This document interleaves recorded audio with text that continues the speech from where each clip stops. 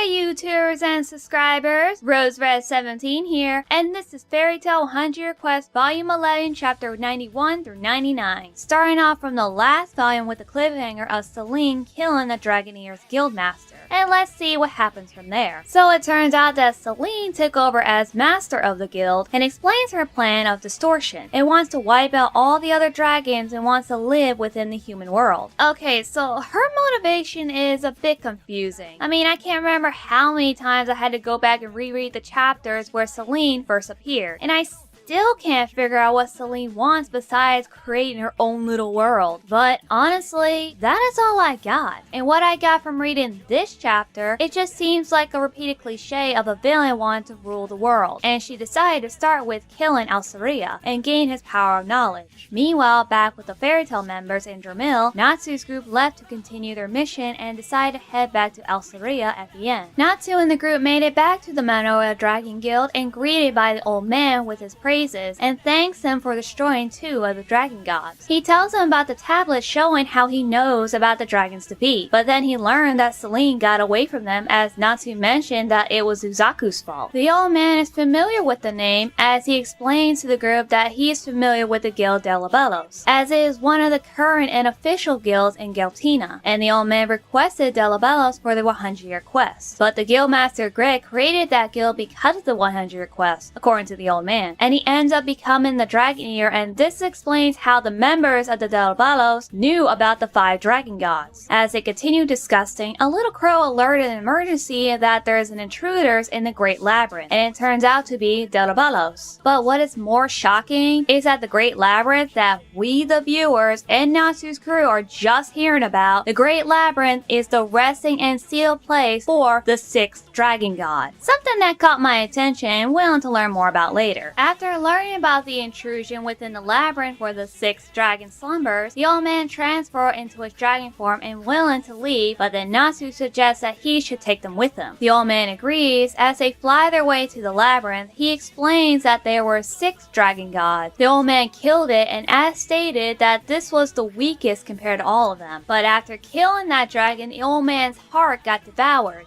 Wait, what? As Natsu stated here that any living creature would be dead with their hearts being eaten. But according to the old man, when a human becomes a dragon, it not only changes their appearances, but the organs inside them changes as well. In other words, the old man has a body where he can live without a heart. Oh, I think I get it. So it's also the same as certain insects that live a few minutes without their heads. And there is scientific proof on that fact. I've read about this before. The heart is what circulates the blood through the body. Without it, a creature can't survive. Okay, no disrespect to Lucy, but did she have to point out the fact about how important the heart is to the body? I mean, I know it's showing her intelligence as a bookworm, but it just stands out too much for me in this conversation, in my personal opinion. Anyways, as they continue on the conversation, the old man explains that there is another organ that replaces the heart, and that is the reason why he has lived for so many years. And now the explanation on the labyrinth. After the 6th dragon god Dogormat died, his corpse and magic power took over the root of the land, and thus created a complex and difficult labyrinth that many adventurers tried and failed. 100 years ago, the door to the labyrinth was sealed off, but apparently Darabalo's reason to enter the labyrinth was to consume the 6th dragon god's power. And we also learned that the old man's heart is inside the labyrinth. The old man told them his element is law, which called himself the Law Dragon, which gains him the powers of knowledge, and there are other weapons in the government community besides Face and Aetherion. This weapon is called Negative Legacy. It is designed to be a self-defense weapon and that humans shouldn't know about it. But once they understood, they didn't ask any more questions as they arrived at the place. But to their surprise, they see Loxus, Gajo, and Lily, and it turns out Celine is there as well, and that she was the one that transported them as pawns to her game. Boy, there was a lot of information going on in this one chapter. I know details are important, but there's still a lot to take in. But enough about that, on to the next chapter. The chapter starts with Gajo yelling at Celine about why she brought him and Loxus there, and Celine replies that as long as there are dragon slayers, they will be added to her game. Celine also explains that she is after Alfero's heart and gains the power of knowledge, which grants her the knowledge of everything in the magic world, and that she is also the new guildmaster of the Diabolos, to everyone's surprise. Celine wants to know the location of that weapon that Alforsoro spoke of in the last chapter for unknown reasons, and that his heart has more of the knowledge than Alforsoro himself. So Celine transported him into a safe place because, according to her, if he dies, so will his heart, and starts her game battle of Diabolos versus Fairy Tail, and Urza is willing to face her right there and then. But Celine chose to be a sponsor for the fight and willing to fight anyone who gives her the heart of the Law Dragon. She explains the rules of her game and then transports them separately in the labyrinth. They separate into different groups at random, with Wendy and Lily, Gagio and Carla, Gray and Urza, and as for Loxus, I'm pretty sure he's on his own, but we'll see him later. Then there is Natsu, Lucy, and Happy together, Lucy being stuck in a wall as the two started to laugh at her. Yeah, real mature guys. I love these two, but these are one of the times where I want to slap them. Seriously, your friend is stuck in a wall and you're gonna stand there and make fun of her? But of course they try to help her out but fails, as the walls are immune to any magic, as told by this little person named Haku, the white tiger dragon, who is one of the members of the Diabolos, and turns Lucy into a plushie doll which frees her from the wall, and thus the chapter ends there. So in the next chapter called Plush Dolls, and I'm gonna make this thing short and say that Natsu and Happy are also turned into plush dolls, but it seems like they can still use their magic, and Lucy summoned Virgo, who also turned into a plushie but can still use her magic. Lucy commanded Virgo to dig a hole into the ground, but Virgo failed to do so as both the walls and the ground are protected by special magic that makes the walls of the labyrinth immune. In the next panel shows Suzaku walking around the maze as he placed markers on the wall from the previous paths he has taken before, and goes to the next path and then cuts to Wendy and Lily running away from all kinds of different traps, leading her to deal with these little monsters. In a different location of the labyrinth is Urza and Gray fighting the same monsters, same with Carla and Gagio. Then there is Kiria and her other partner named Musaki. Kiria fails to cut the monsters, but Musaki uses her magic to reveal the core inside one of the monsters as Kiria cuts it. It's kinda interesting what Musaki's abilities are, but I won't be waiting for that reveal. Next is back to Natsu and Lucy as Haku caught one of the monsters and turned it into a plushie, leaving them to deal with it in their current state. Well, isn't that a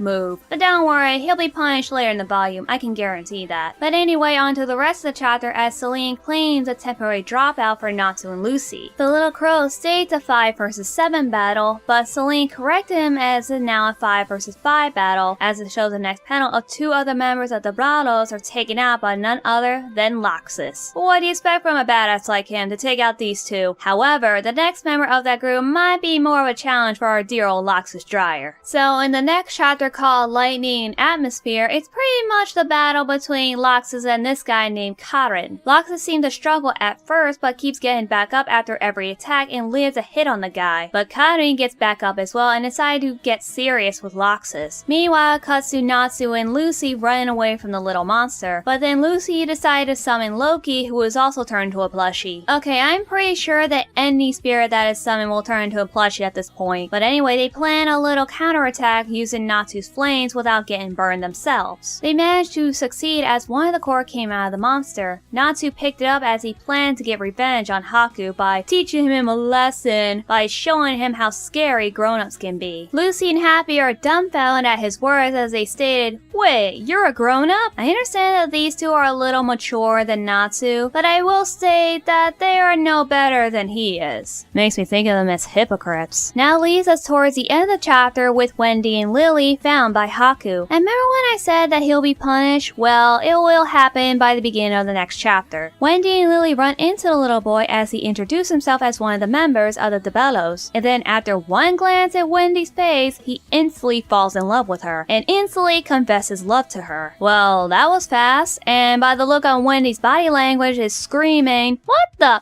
is going on here?" This panel is hilarious. Anyway, Haku asked for her name and Wendy politely gave it to him. Haku danced around at her name and then Wendy suggests that he would hurt her friends, and if he did, she wouldn't take it. But Haku told her that he didn't hurt people, he just turns them into plushies. Lily is turned into a plushie as an example. Wendy demands Haku to change him back, but only if she goes out with him. Really, kid? That is no way for you to get a girl to go out with you. Wendy asked why would she do that until Irene appeared and gave her advice, and Wendy used her magic to undo the spell on Panther Lily due to Haku's surprise. Wendy told him that she's an enchanter, and that is what makes him love her even more and decide to make a wage. That if he wins, she goes out with him. Wendy says yes because Irene is speaking her words through Wendy's mouth without her consent, and she continues to speak on Wendy's behalf. Wendy is, of course, not happy about this. Irene knows that she's going to win, and so Irene led Wendy her power as the battle starts between her and Haku. None of the spells that Haku uses on Wendy won't work, and so he thinks of something else, but Wendy attacks as Haku seems okay with that.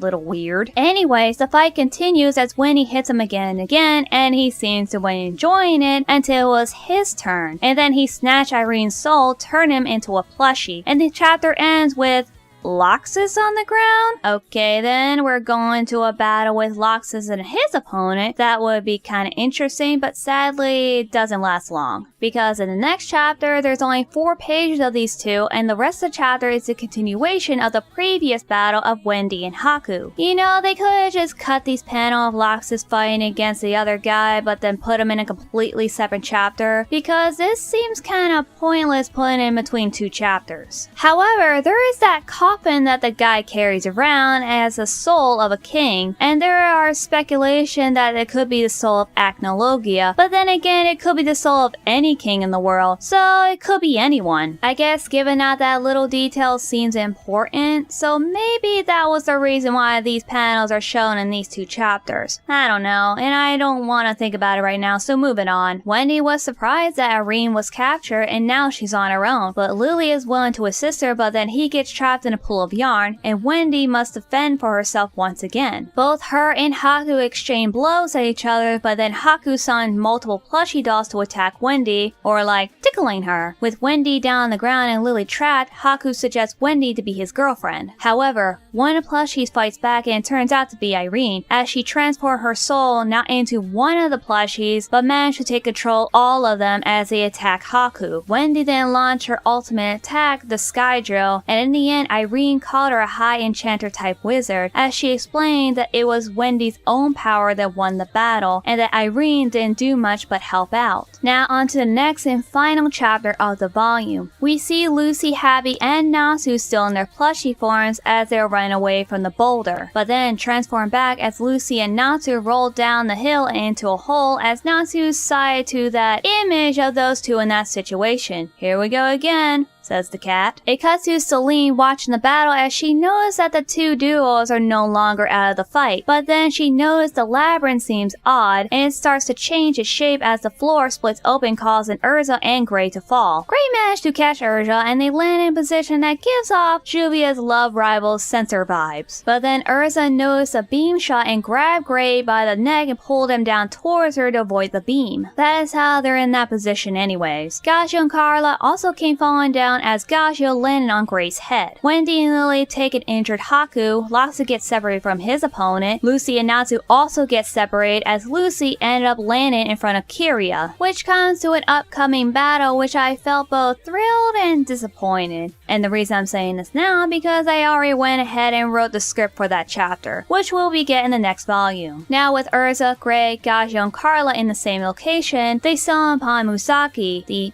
Azari dragon, who showed off her powers by stripping off Urza's armor. I thought Lucy had a bad habit of losing her clothes, but that isn't the only thing that Urza lost, as her hair gets chopped off, leaving Urza an expression that will lead to a bloody battle with Musaki. For sure. Now towards the end of the chapter, we see Natsu wandering around until he ran into the person that he wanted to see and face in battle again, Suzaku. Now that is one hell of a cliffhanger of the volume, which really gets you in suspense and excitement at the same time. And this volume itself isn't that bad. Not to mention we get a little bit more information about the Debello Guild, which is a guild I wasn't too fond of as there were little screen time of them in the last volume, but they seem more active in this one. And also we learn a little bit more about Alpha Surya and the power of law, which is pretty cool. Having all the knowledge about everything in the world is what I call a unique power, and learning about the 6th dragon god was a twist that no one expected. Well then everyone, thank you so much for watching, and if you are new here, you can subscribe to this channel, and you can also hit that notification button for more updates on my newest videos. And don't forget, you can check me out on Twitter, TikTok, and Discord, and I'll see you all in the next video. RoseRed17 out.